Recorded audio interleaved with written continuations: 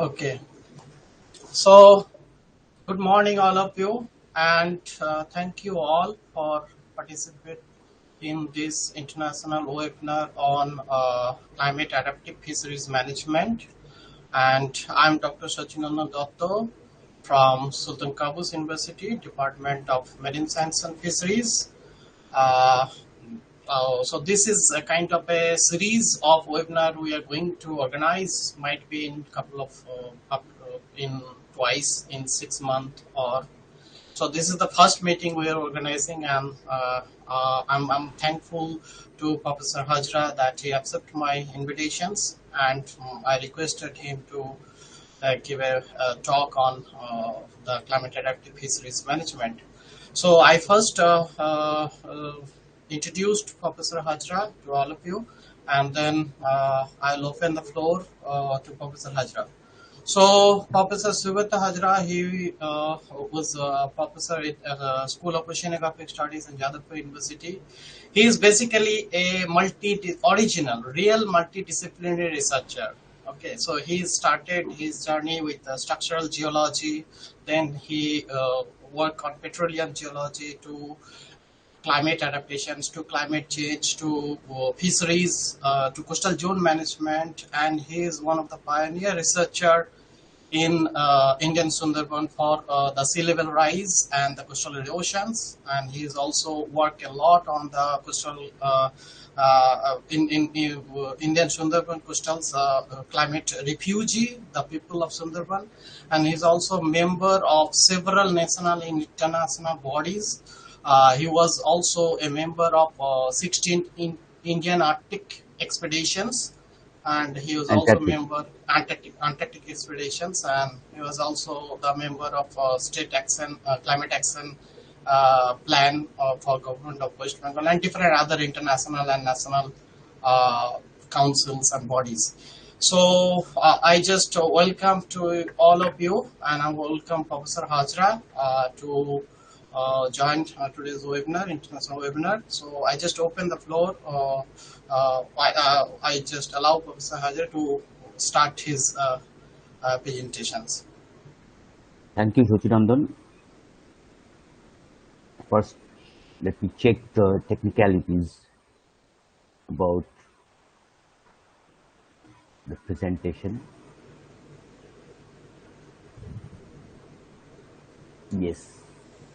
Can you see it? No. Yes, yes, it's coming.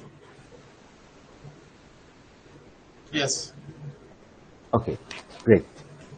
So the technicalities are over. So I'm indeed grateful for to the Sultan Qaboos University Department of Fishery and Marine Science of the Sultanate of Oman that and also to my student Dr. Sachinandan Dotto, who actually initiated uh, our investigation on the marine fishery supported by government of India's generous uh, research grant, and actually together along with Saurabh Samanto presently at INCOIS, we trained the fishermen to first, locate their locations in the sea with GPS. So that was the beginning. Uh, and I'm very thankful to my students. One of them is a co-author of this presentation, Dr. Isha Das. He has done fantastic research along with another student, who is Dr. Shondeep Giri. He is presently at INCOIS, Government of India, and all other students. I must say that actually without them, these knowledge base scratching from zero would not have been possible for this difficult region of the Bay of Bengal. And we are here at the northern part of this Bay of Bengal. We call it NBOB, that is the Calcutta, Sundarban, and the West Bengal part. And today also I will discuss another fishery, which is Andaman fishery, because I'll be taking up two. One is the Delta open coast terrigenous influx dominated fishery, and the other is an undisturbed. very unexploited fishery. So one is a very much exploited fishery, and the other is a very unexploited so far fishery with a good potential. And I'll discuss about climate change impact on this fishery. It's two different sites because in Oman also you may be having some reef fisheries as well as artificial reefs, which are also necessitating, precipitating some good fish accumulation that we have seen with Sachinandan, that all the sunken vessels in the Bay of Bengal are acting as artificial reefs for the algae to grow and the fish to come like that. So this is a very interesting experience and insights that we have observed from this area that I'll try to share with me and with you all. And this the IPCC design that how the global warming and climate change, mostly pumped up by the fossil fuel emissions and CO2s in the atmosphere by anthropogenic activities, are actually harming uh, the fisheries, which is a result, actually, rather, of acidification, of habitat loss, of toxic algae, algal bloom, or bleaching of the reefs, and the rise of sea level, that Srinath has mentioned, that we have the highest rate of sea level rise in this northern Bay of Bengal, the Sundarban part, that is exceeding 5 millimeter per year. It is quite double than the global average because it is also associated with not only the wave setups and other climatic activities, but also by deltaic subsidence. So, the fisheries cannot be discussed without fishermen. So we have to think in a holistic way with land and sea interactions and very much interdisciplinary, interdependent interactions with the atmosphere, biosphere, and the hydrosphere. So without that, actually, we cannot understand the gravity of the situation and where we need to adapt and how. So these are the Bob LME region, one of the large marine ecosystem. That is a Bob LME 2000, sorry, 12 thing. You can see the Andaman Islands and the 90-degree east ridges like that. So these are the good grounds for corals to grow. And these is a big delta, that is the Ganges Brahmaputra delta, and this is a Ganges shelf. You can see the continental shelf in this part of India is quite narrow, while this part of India, the east northern part, is quite wide. So you have very little scope of deep draft ship to go for fishing in this Orissa, West Bengal region. Orissa, from some place, the shelf is becoming narrower, and say for Tamil Nadu or Andhra Pradesh on the east coast of the Bay of Bengal, the narrow continental shelf actually promotes the fisherman to venture in the deeper part of the sea.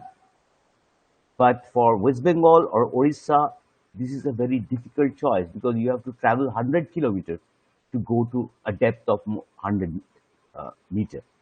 So, with these variations, the Bob LME in 2012 has ascertained that presently the option of climate adaptation is still very less, means the activity, but there is a good scope for adapting to climate change. This Bob LME doesn't concern about I mean, the Oman part, but you know that the fisheries activity is definitely controlled by temperature and chlorophyll availability, and this has a coupled interaction between this Bay of Bengal in the east and the Arabian Sea at the west. So I'll come into the details, but the recommendation for fisheries adaptation, as suggested by Bob LME, was first they started with the land that we need coastal planning, and they should take into account of the climate change, sea level rise particularly, because we need the communities of fishermen communities, SSTs, and prolonged droughts there, and how it is impacting the, because in Odisha it is a drought-prone region, in the Kalahandi region, and severe rainfall event as well as paucity of rainfall, cyclones and storm surges, which are very much common in the Bay of Bengal and increasing. And they should prepare the countries to take specific policy documents on implementation of climate change, how they are going to actually face the climate change by adapting to fisheries.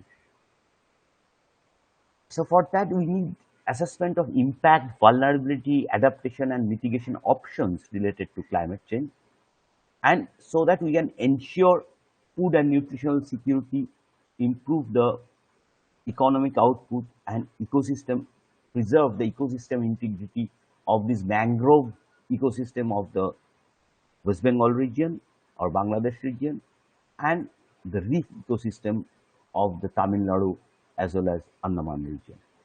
So with this background, if you move on, we can understand that there is a entire sorts of variability that needs a very in-depth study to actually formulate fisheries adaptation, which is still in a very much nascent state in the world. We have different temperature rise and warming rate, as I was discussing, in the Bay of Bengal as well as Arabian Sea. Arabian Sea is definitely hotter than Bay of Bengal in most of the time, and so we get what we call a positive IOD, or the upwelling are different. In the west coast and east coast, the west coast fisheries are quite well fed with the upwelling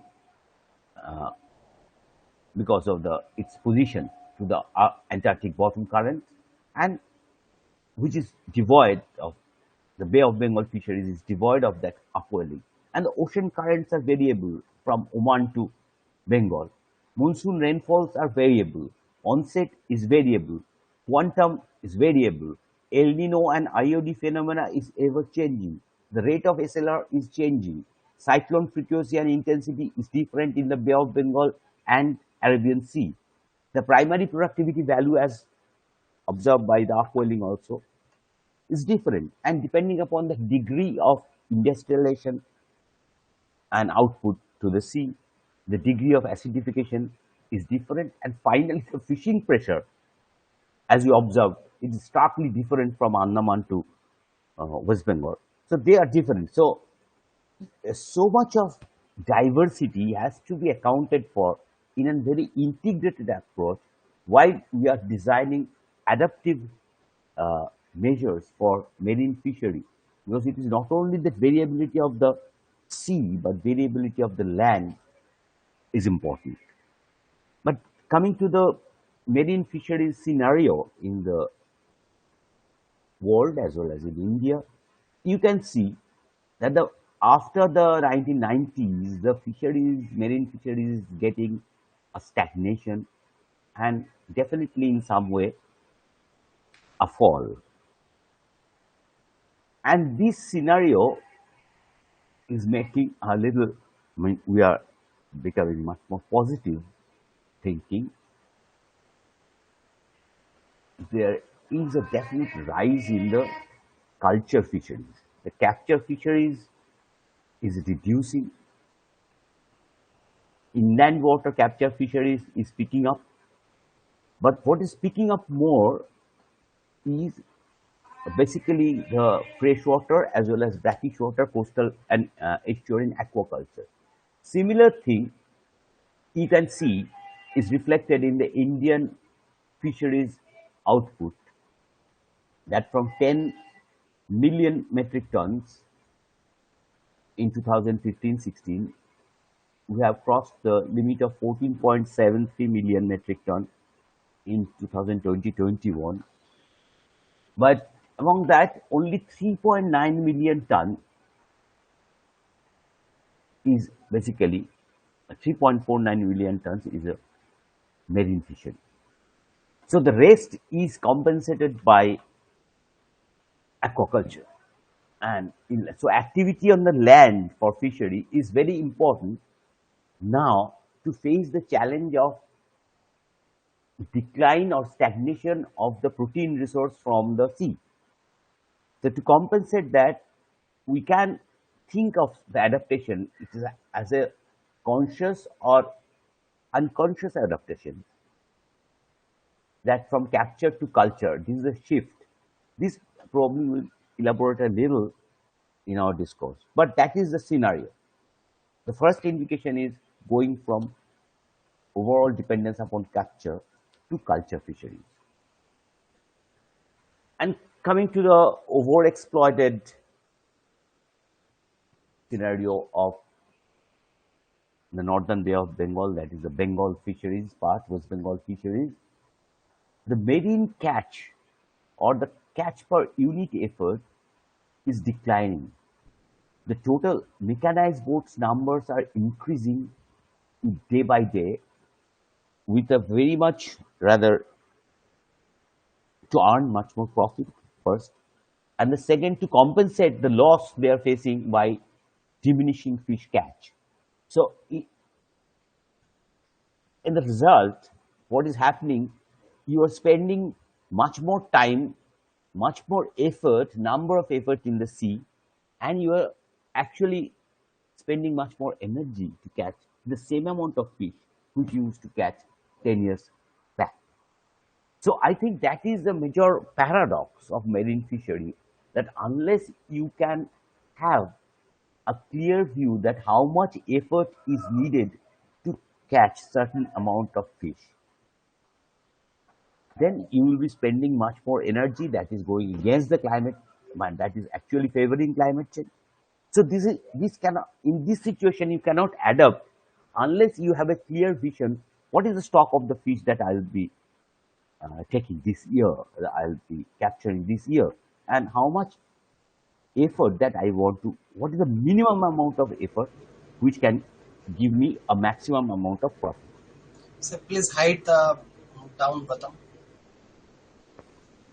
Oh, So you can see it also. right. So just only hide this one.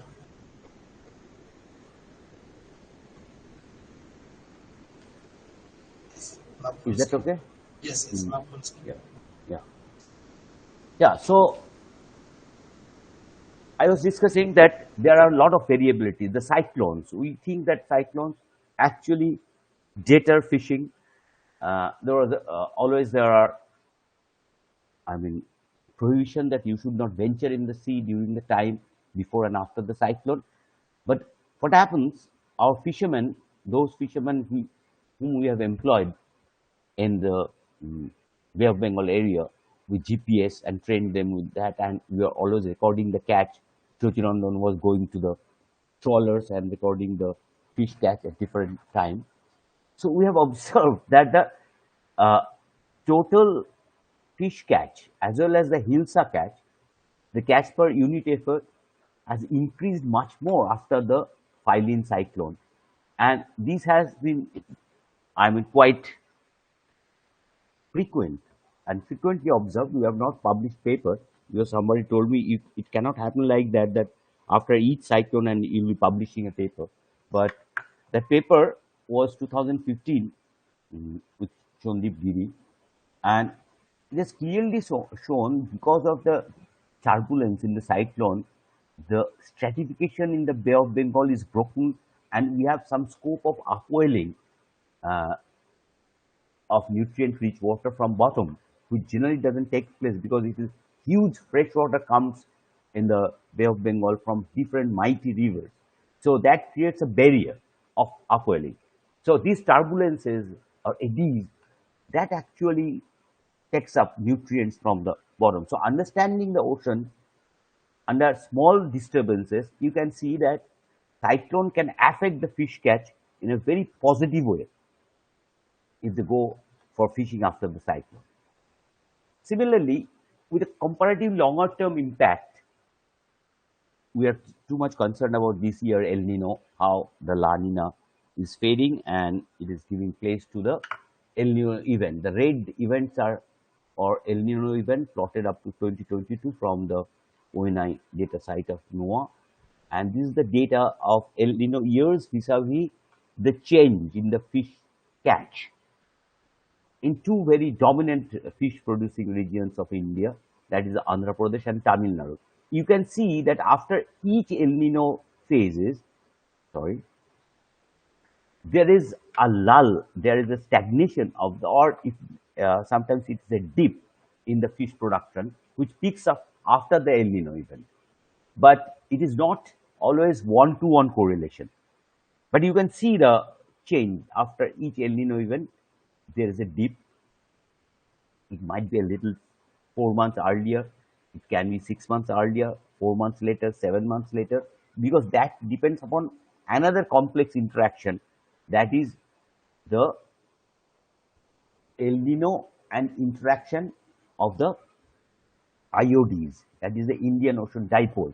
That is the temperature between the Arabian Sea and the Bay of Bengal. We have a paper on that also. That time we have shown that when the SST anomaly observed 1 to 7 months time lags after the El Nino event sometimes, and the rainfall anomaly was observed within 0 to 3 months. But depending upon the phase of the IOD, the either BOB is cooler or is getting less rainfall or much rainfall, depending upon the IOD and NSO, or what you call the El Nino interaction. So that is guiding the fish catch. So both temperature and wind and cyclones are related when you are modeling the fish catch, its probability and its impact on the fisheries of the climate change, which will not only just raise the temperature, but will change the wind pattern, wind direction, cyclone intensity, cyclone frequency, as well as more intense or frequent El Nino events. So taking adaptive measures for that is very important. And the first criteria is to understand the ocean, and fisheries cannot be a standalone science. It has to integrate data from the different parts of the disciplines of ocean studies. The two case studies we will take up for this lecture. One is quickly for the overexploited fisheries of Bengal. You can see the Hilsa catch, except for the La Nina period of 2010, is overall diminishing. The Pacific king mackerel catch is reducing. Ribbon fish catch is reducing. Bombay duck was reducing initially. Prawns reducing. Marine crust crab reducing. Sea catfish reducing. So all commercially targeted marine species are reducing. And that is the major vulnerability of the Bay of Bengal fisheries, that you have already exploited the stock to a particular level that where it is unable to pick up anymore. Have we crossed the sustainable limit? So we thought that we have to explore about that. But we observed simultaneously that there are very other fishes are increasing, like anchovy, Indian mackerel, croakers, mullets, hubbeaks, as well as we are getting some oil sardines, which were initially we were not getting at all. So what is the case that because we are targeting particular species, so these are getting, I mean, by default they are increasing, or it is a case of climate driven migration in the convergence zone of the Bay of Bengal area. It's very difficult to decipher from the data set, because in India we don't have good amount of species level catch data at hand. But this possibility is there, because I'll be quoting from Burroughs. This is a Nature publication, and this species shift video for ocean warming. They are clearly demonstrating the fishes can migrate according to the climate velocities vectors towards the convergence zone, and in the Bay of Bengal area The convergence zone is on the east coast. It is 2014 paper, I think.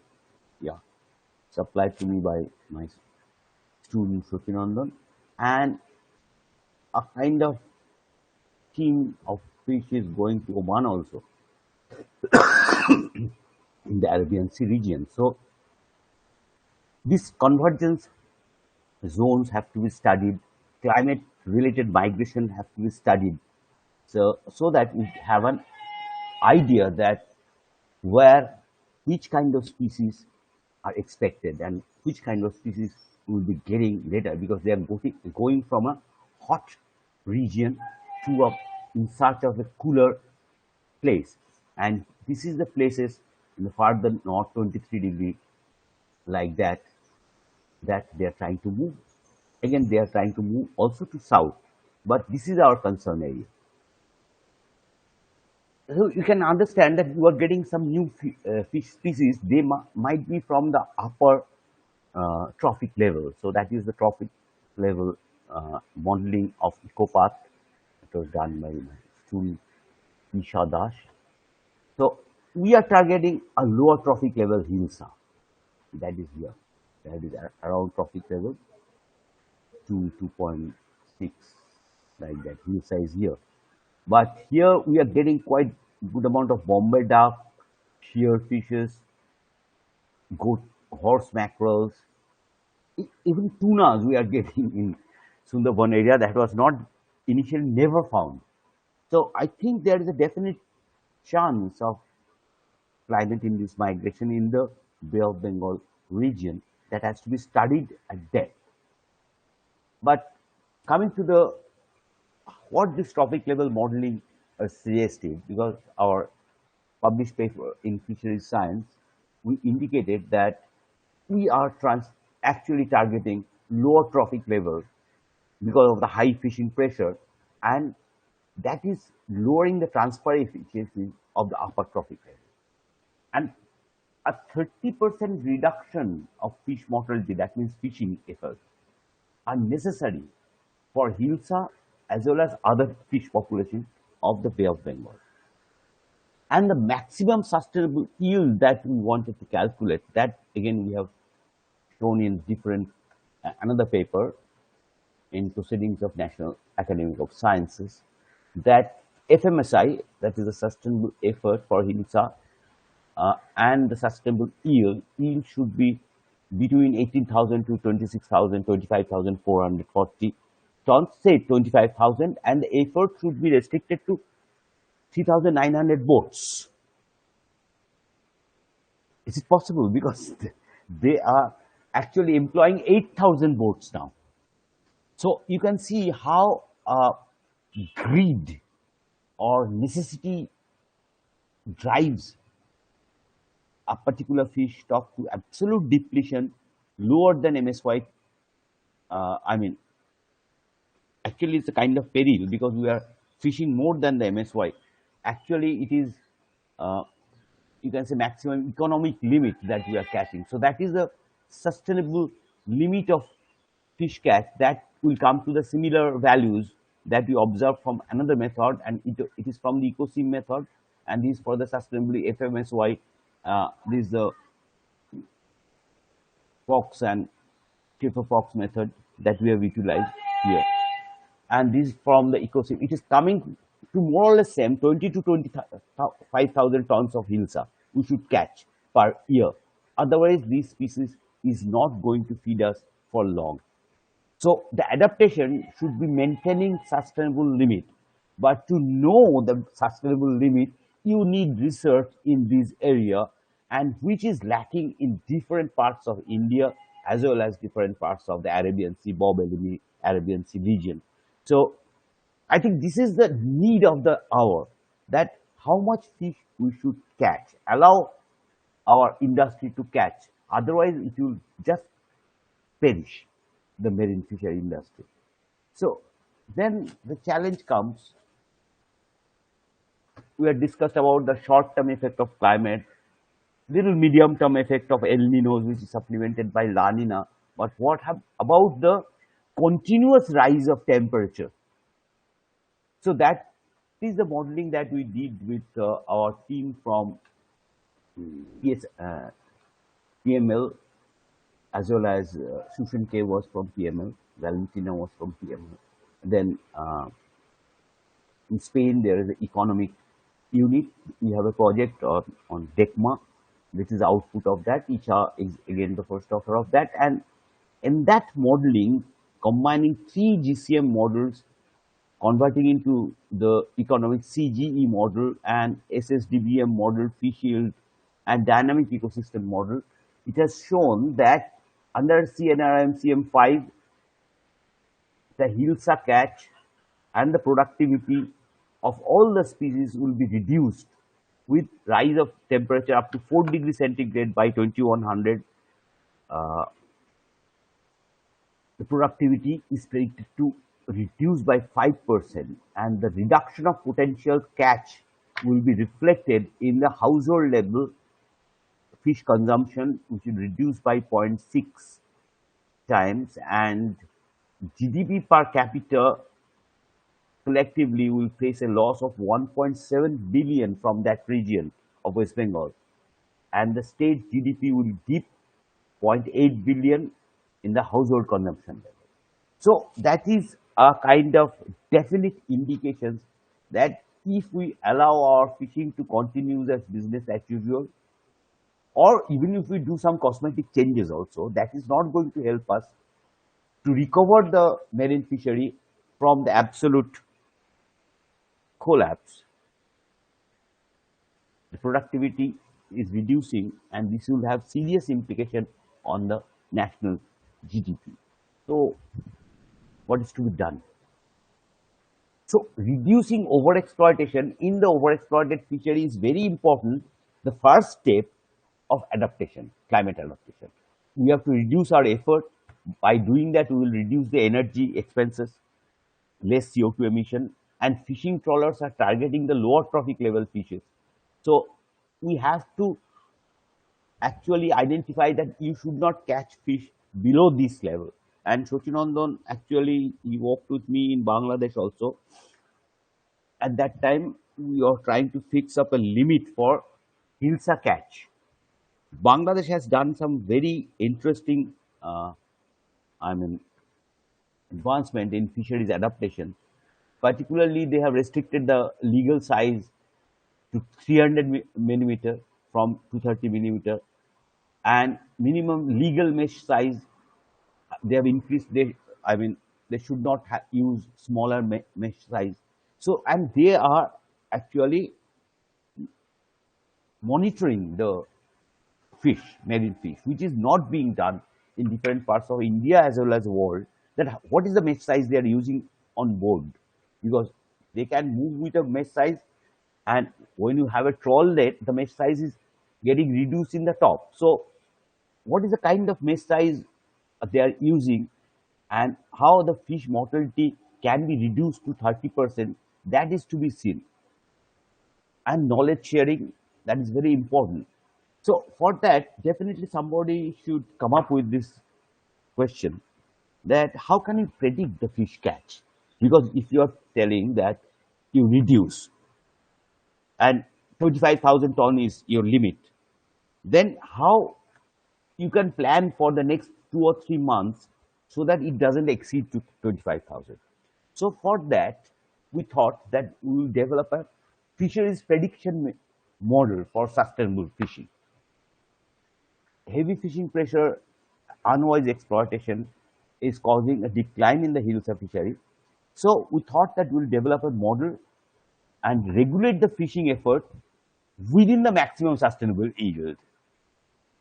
So that was quite a stupendous task. Again, Inquires has given generous grant for developing the fisheries forecast, and then we could develop and publish the fisheries oceanography. You can see that the role of lunar phases, rainfall, and wind in predicting the Hilsa shark catch in the northern Bay of Bengal. So that was a fantastic achievement, I must say, uh, that our team could do, led by Shondip Giri. He did this was his PhD topic, and we could establish the relationship of the fish catch with not only with the wind, also with a very strong correlation with the daily average rainfall, and of course, very interestingly, lunar phases.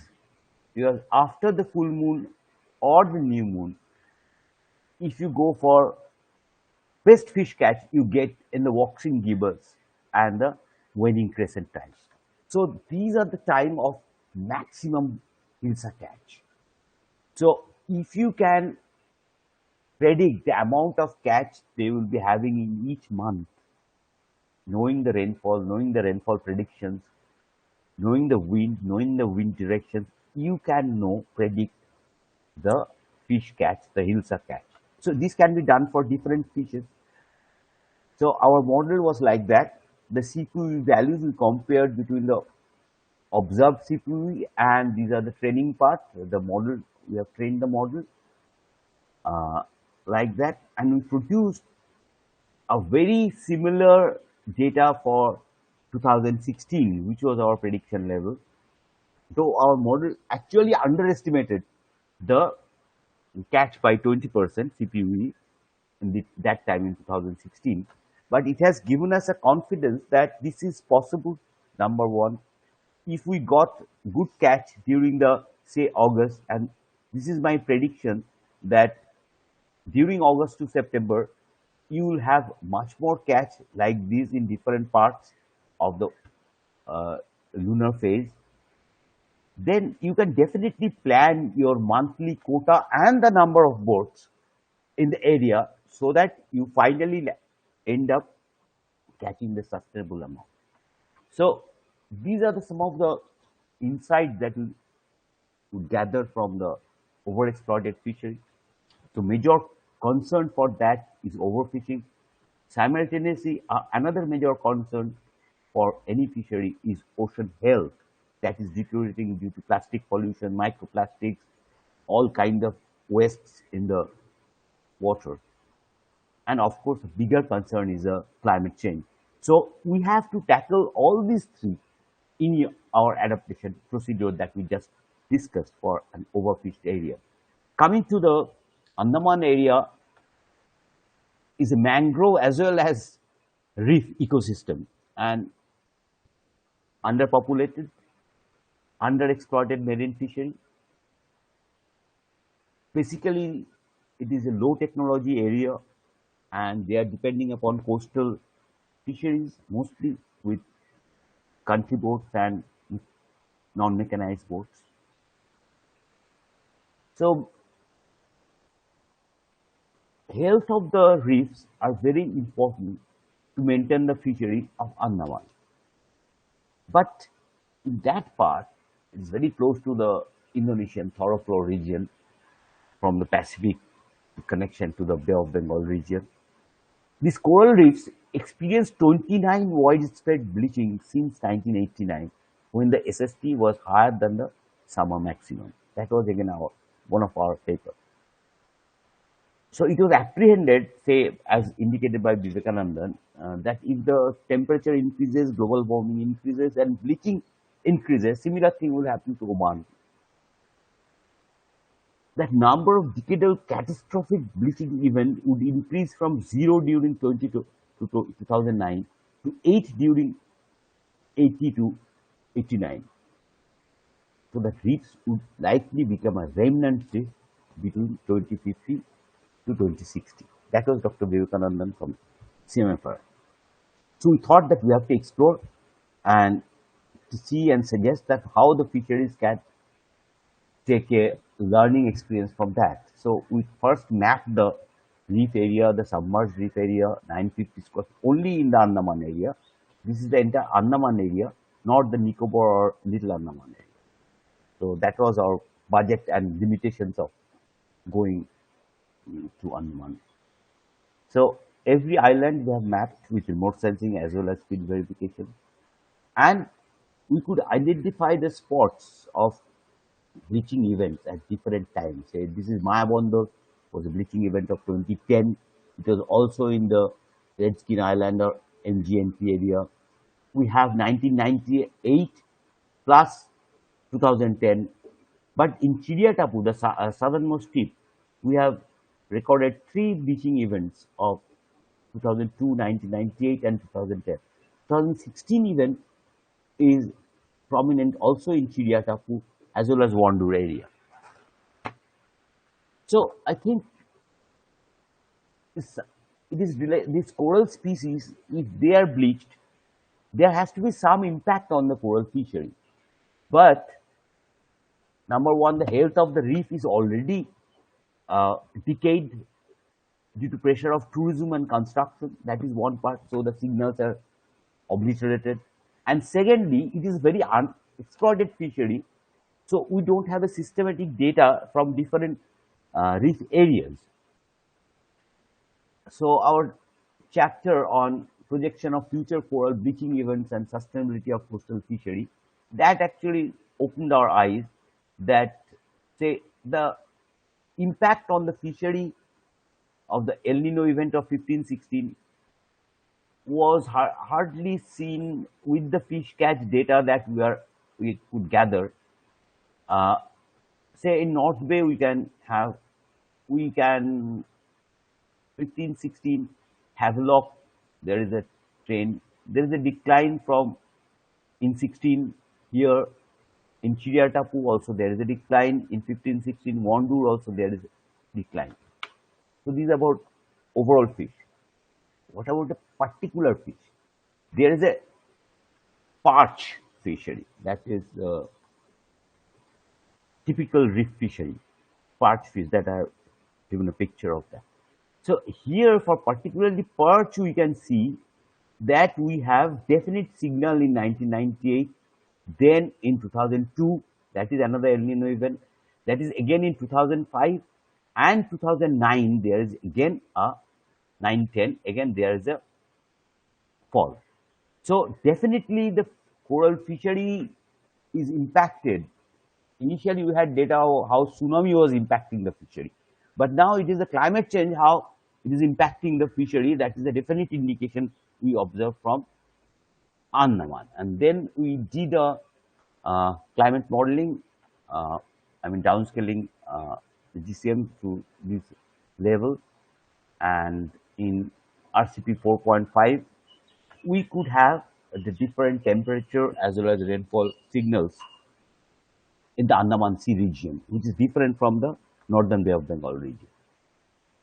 And then with the calculation of degree heating week with the temperature and how long they're existing, because we had a daily data with us, we could identify there will be 5 bleaching events between 2020 to 29, but the 7 bleaching events, but this will go to 6, but we finally go up further to 9 to 11 bleaching event by 2040 to 49. So by 50, we can have at least 7, 6, 13, and 11 means 34 bleaching events by 2050. So it is very close to what Dr. Vivekanandan was suggesting, but the intensity as well as frequency of bleaching events are all seem to increase with time with continued global warming. So this is a very difficult concern for the reef fisheries and the Andaman fisheries, which has a huge potential otherwise, because it is underexploited. So we thought that licensing fishers and fishing vessels and restricting the use of certain fishing gear is very important.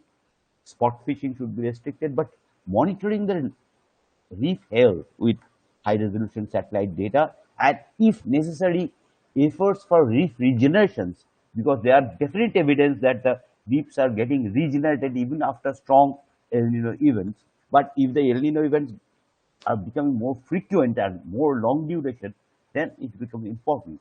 But reef regenerations can be tried, establishing more conservation area.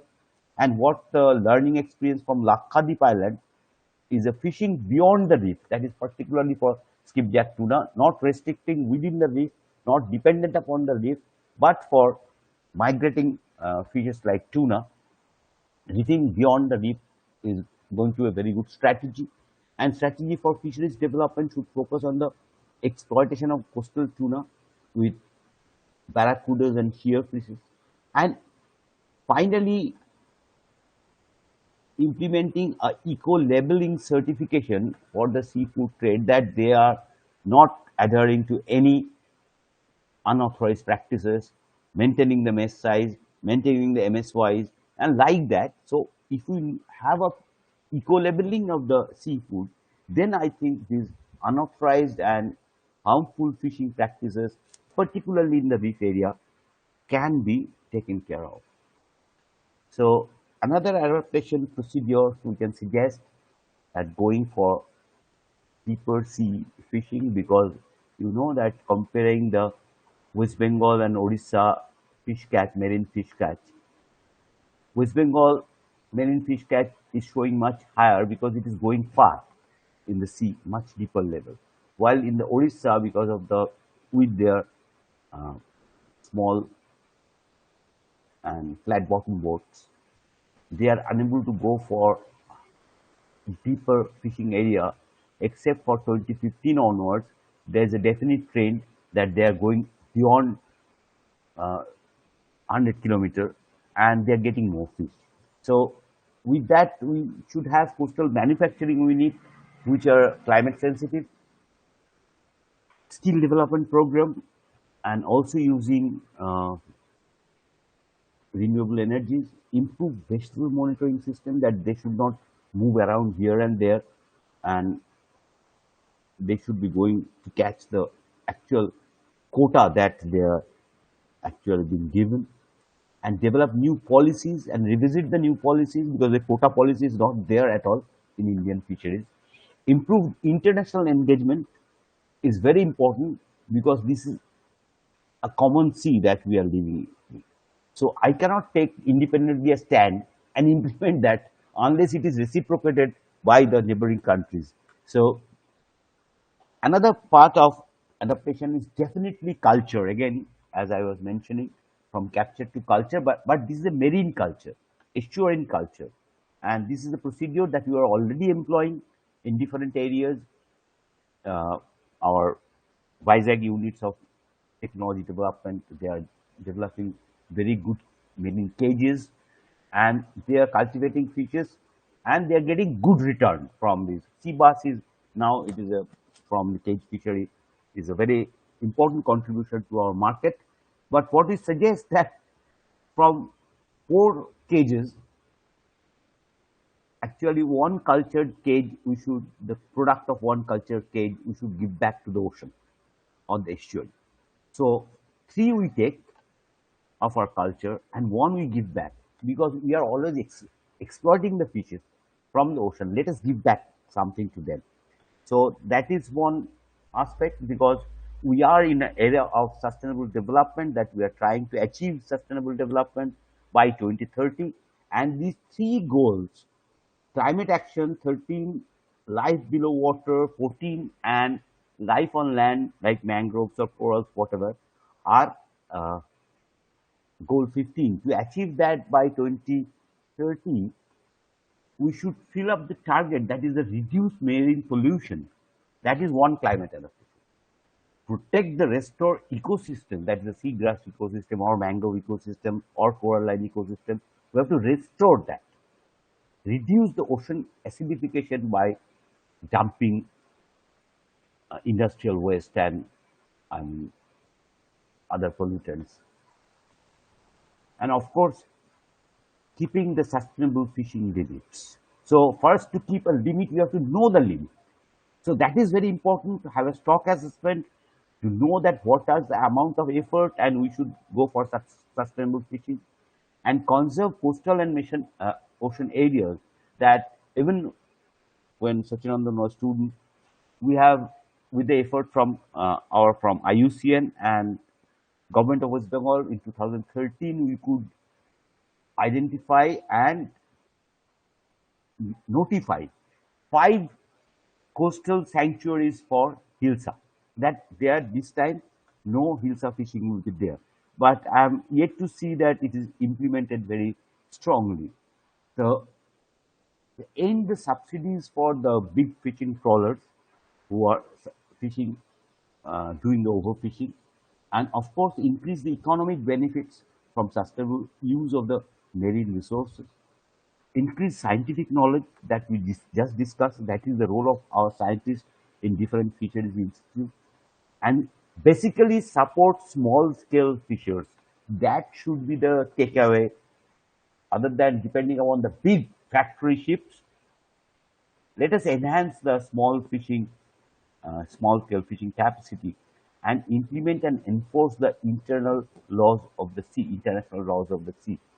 So it is this goal 14, if we can achieve it by 2030, with concert, I mean, all these efforts, either in India or in Oman, we'll definitely achieve, and we'll, we can march for a good future of blue economy, the smart ships, which are low carbon emitting ships, lessen the impact on the environment, inclusive and improved lives for all based on sustainable fisheries, increasing renewable energy use in fishery, taking action against illegal fishing, or protecting coastal areas and communities, creating jobs, reducing poverty, conserving marine life, and tackle marine litter and ocean pollution.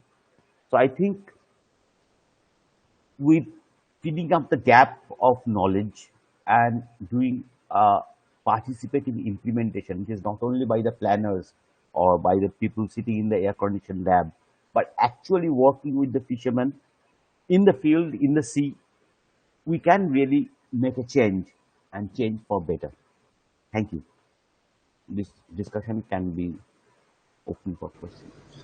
Thank you, Professor Hajra, for the nice and excellent presentation. I think none of the attendees they cannot leave for a second. Also, nice, excellent presentation. So I just open the floor for discussions. So I think there will be a lot of questions, and yeah. While I will go by one, please.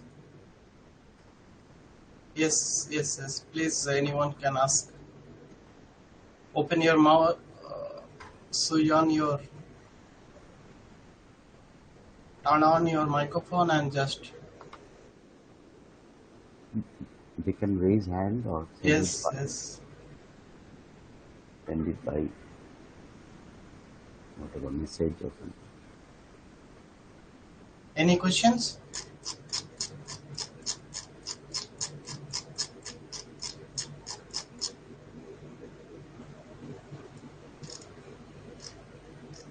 People can raise hand or send it by chat box or Chat. something.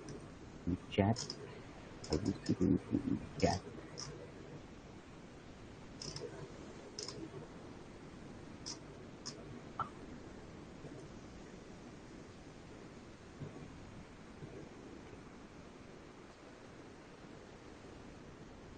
Yes, Yes, Sanjeev Verma, please. Yeah, can you hear me, sir? Yes, yes. Yeah, thank you so much for the wonderful information which you have given. So basically, we are working on a ocean conservation, I mean, mitigating this ghost net impacts in Andhra Pradesh. hmm. So from the last 4 years, we are observing the decline in the fish catch, like you mentioned, Hmm. certain species are declining. Hmm. So do you have any research on these areas like AP, Tamil Nadu? No, exactly. We couldn't do that because we have very small state university. We have very small. We had very small resource. We couldn't go to Andhra and work for the fisheries. But we know that you have a very strong NIO wing as well as the fisheries department. So if you Andhra can, University. yeah, it is in Vizag. So if you can assemble both the data set and meet with the scientists there, I think they can definitely give you a lead. But first you have to plan that what exactly you will search, because otherwise you can search on different types of data. But what we need is a species-wise catch data, and at that time from NIO you can see what was the ocean conditions in that month. So then you can tie up and you can come up with findings like ours that we did in some part for Sure, predicting the future. sure, sir, sure, definitely. And And for any necessity, you can definitely mail me or contact me because the people there they know me.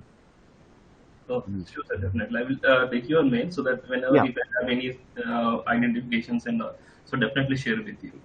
yeah, you can And do one more this. thing, sir. Yeah, This so that the El Nino, since it's expecting the El Nino coming on yeah, August September, yeah. so there could be a chance of declaring the fish catch for the marine fisheries, right? That depends upon your rainfall, Sanjeev, because El Nino is also counteracted by IOD strength and like that. What is the temperature difference between the Bay of Bengal as well as the Arabian Sea? So that finally will control, and the lag between the actual El Nino happening and your, I mean, rainfall deficiency is taking place, so that it is affecting the fishery. So I think in the initial first phase of the monsoon, we may not this year we may not experience the El Nino very strongly, but in the later part of the year as well as the next year, early next year, you'll be seeing definitely a fall by fisheries. Okay, Okay. eh, right. Thank you, sir. Mm. Any more questions? Hi. Hi, Yes. Dr. Saugata. I am Haradan from ISA Berhampur. Mhm. Uh, I have a What is that? question. Yes. Uh, so, first year, there is the declination of population of fishes is because of the overfishing. And Yes. uh, but what do you think about the Not in Orissa. Orissa, you have not overfished. You are yet to reach the potential. Okay. yeah, yeah.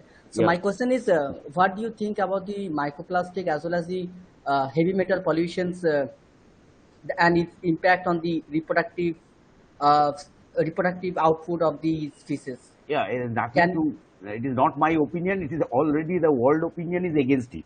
Okay, so there is no dearth of literature on the effect of microplastics on the reproductive behavior of fishes and how it can be hampered the it can hamper the productive production of fishes.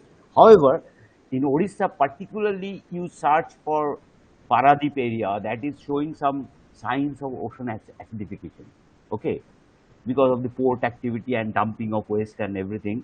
So I think in some selected areas you'll be having a decline in this area, but which can be compensated by the kind of convergence that we are showing with a small animation of the fishes, because Orissa, you are now venturing into the deeper part of the sea.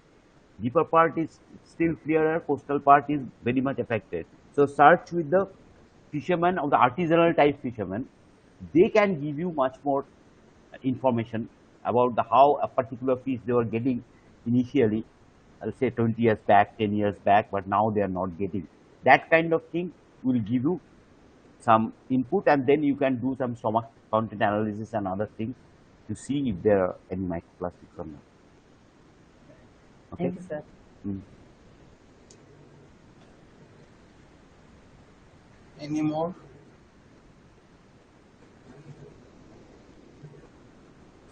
Sanjeev was like that. Yes. It's related your awareness sessions like today you have conducted. So if you Yes. want to get these sessions regularly, so is there any channel or how do we get the information? You are talking about YouTube channel? Any presentations or any research documents that you are presenting in coming future? Like today you have conducted a program. So if you are planning for in the next month, Future program. yes, Yes, we are planning for a series of webinar on this one, and you can search. I have a YouTube channel. There is a lot of information on the fisheries management and these things.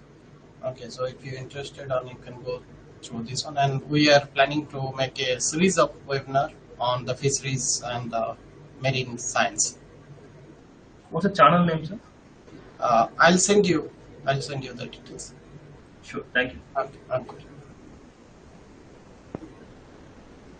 Okay. Is there anything else? Any more questions? Yes, there is a questions. Thank you very much for your amazing data. In sir, there is a questions on the chat. Mm-hmm. know, if the data your team gather for Hilsa can be applied to other teleost species, including the recommendations, other species. Yeah, no. Hilsa is a particularly is an anadromous species. Okay, it breeds. It comes for breeding. So this cannot be applied for any other species. Uh, so for that you need to have different types of modeling, because we used to Sachinandan knows that for other fishes we can use the chlorophyll as well as SST values to locate the potential zone, that is a food zone where the fish will come. But for Hilsa it is not true, because Hilsa doesn't eat during their migration because they are coming for breeding. So in different fishes have different types of habits. I mean, you have to know that, and you have to know their type, what is their breeding pattern, and then you can have a model, and you cannot just use one data for other.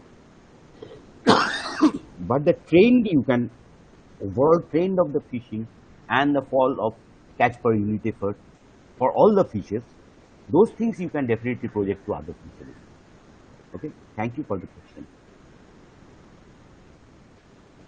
Yes. What about what is opinion about Greater Nicobar project and its impact on fish population? I have deliberately not included Greater Nicobar in my Andaman presentation Only Andaman. because I have not studied it. But anyway, any effort in the coastal zone, either clearing the forest or damaging the reef or making a road through the forest, or doing, say, some plantations, palm oil plantations, plantations, everything is going to affect the ocean. So how it is going to affect, whether the impact is minimum, this has to be done by a definite systematic uh, environmental impact assessment exercises. I cannot just often say that this is going to be very good. Uh, all the industrialists as well as the marine fish both will be happy, or industrialists will be happy but the fishes will be in distress. I cannot make comments like that. Okay, I need to study that in detail. Thank you for the concern. Any more question? Yes. Does noise pollution hamper the growth of fish in high seas? Who is that? But Sampath has raised a hand. Yes. Yes. Sampath is again our student. Uh, Good How are you, afternoon, sir. Sampath? Yeah, I'm fine, sir. I'm fine, sir. you're fine. I'm fine, Great. sir. Uh, Yeah. Good Do you have afternoon, any all. question? Yes, sir. I have small, not questions directly. It's kind of. I'm going to add some few things from Andhra coast. So there are few people are asking about Andhra coast and its fisheries impact due to the climate change. Mm-hmm. So since I'm great, lucky to be one among your students. So So and call me in Andhra Pradesh. I'll definitely interact with your colleagues and we'll design some pathways to study to the climate change impact. This is a very difficult area because when you are doing other activities, overfishing and this, that, to pick up the which signal is from climate change is very, very difficult, Sampath. That is the research that we could. For that you have to do certain kind of modeling exercises, see the what are the variances are like that. One model may not be sufficient to explain everything. Okay. Actually, we have like we used to do in when I was in CMFR. We used to conduct a lot of surveys and forecasts and everything, but we don't have a proper modeling aspects in what in my center. Yeah. So we used to only know that what is the catch, what is the like diminishing factors, like in something like there are why species No, are like we are not getting. no. For Uh, modeling, you have to know the interrelationship. If this one A, B, C combines, that it produce a result like this D. That is the first step for modeling. Then you can write down the program, and like that, anybody can do the modeling. Any computer scientist can do the modeling. But a fisheries scientist should know that these are the components which are affecting this. So many things: upwelling, temperature rise, El Nino, IOD, monsoon, pollution, these, that. So, what is the final thing on my fish? So that is very, I mean, like I used to do in petroleum Mhm. exploration, that it is like that. I mean, petroleum is also mobile. So where to search it, where to find it, it needs a serious amount of modeling, and we could develop a model for locating petroleum deposits using expert system like that. So anyway, so these are all experiments that you should do. This is the liberty science gives us, and we should exploit that liberty and try to correlate everything with everything and see how it is affecting my fishery. Sound pollution, is it affect? Yes, sound pollution definitely, of the propellers, the trawlers, even the whales are affected by that. Even the dolphins are affected by that. There are underwater sounds. So sound pollution, particularly, if you make measure the sound and make it, this is the ambient level and this is higher than this, you can do that in particular area and show that how these fishes are getting affected by the sound pollution. But with my experience from both CMFRA and NAO, sir, I can say that this pollution, particularly in coastal waters of Visakhapatnam, Andhra Pradesh, Mm, so we have seen a lot of impact of pollution on this breeding, particularly. yeah. So and say in the same way that we have tried for in CMFRA, they planned and executing the cage culture programs, but same the pollution is the greater threat, Impact. because we are Mhm. getting a lot of diseases To the in most fishes. of the cages. I So there is see. no, even we are stocking also, there is no Mhm. profit, like diseases and deformities we are getting, even catches from the Mhm. wild also. So due to this heavy metal pollution and other pollutions, we are Yeah. getting deformed varieties, Aha. Ha. and breeding and potential also is reduced. So So you got CMF your is, answer. Yeah. sir, breeding potential is reduced. Like when we used to say, we used to conduct a wild, we used to collect wild fish from the this one, and we used to stock in the cages. So it was reduced. So when we are keeping in in-house projects in the ground and we are breeding them, then the potential is increased. Only the difference is the pollution. So when we are controlled condition, we are getting a good breeding. I mean, this one, whereas in wild pattern, it is reduced due to the pollution, and even some extent, one of my colleague from Chennai, so he's studying on this plastic, this one. Mhm. So that also is like is a new upcoming area which is going to be a threat in near future for breeding and fish catches. So that is what we have been seeing from coastal waters of Visakhapatnam mostly, sir. Yeah. So So these are the areas that where we should look for the impact and we should publicize it. You should make people aware, make the fishermen aware about it, so that you can remove the cages from less polluted area and try the caging. I uh, mean, and fortunately, one in Bengal, it is still not that polluted because we don't have industry. but same thing, sir. It's global warming in other way. The algal blooms, sir. Yeah. Unwanted algal blooms we are getting. We used to play some last 3 years. We selected a few sites, but we failed to execute them because of within a less time due to the global warming in particular seasons. We used to get algal blooms. So we dropped many places conducting cage culture also. Uh, uh, So now we shifted to the reservoir culture so that we can reduce this impact. So there is the hmm. next option that we are It's going again, instead of, again inland, much more controlled environment, that's but the reason, sir. yeah, much more controlled. But Yes. algal blooms is creating a lot of headache in coastal waters of Visakhapatnam, sir, Exactly. mostly. Mm. Yes. Any more questions? So suggestions of climate adaptation strategy in the fisheries of northeastern region of India. I think Suggestion. we Already you talk about the whole thing. yeah, but again, you can meet Dr. Bhomik, Utpal Bhomik. Of he was with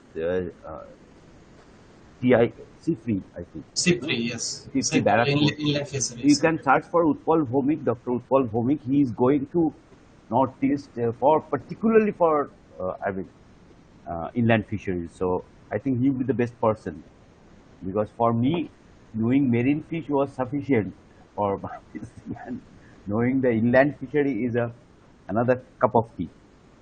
Yeah. Dr. Utpal Bhomik, you can note down. You can just search for him. He has lot of publication on Hilsa as well as inland fishery. Because Hilsa is both inland and offshore. You get it in the river Ganges also. Hilsa up to Farakka. Yes, I think, is that Yes. all? Yeah. Yeah, So thank you all. Thank you for. I hope it's almost 100 participants. Yes. yeah. So in future we are going to organize more webinars. So it is the beauty of the online session. So we are generate the information or gather the knowledge and Okay. points anywhere in the world. Yeah. So Yes. Chirandan, they Yes. want to know when they are getting their participation certificate. Yeah. Participation certificate. I'll send to you in Mail. couple in a week. In a week. When it's ready, I'll be sent in Google Drive, so you can download your own. So okay, thank you very much for Yeah. participating and Yes. keeping your interest up to the last, and I mean asking serious questions which can give Sachinandan and other researchers some advantage of doing focusing research in particular direction, because there are a lot of interesting observations that people come up with. Thank you very much once again. Thank you very much, sir. Thank you for presenting such Yeah. informative session. Okay.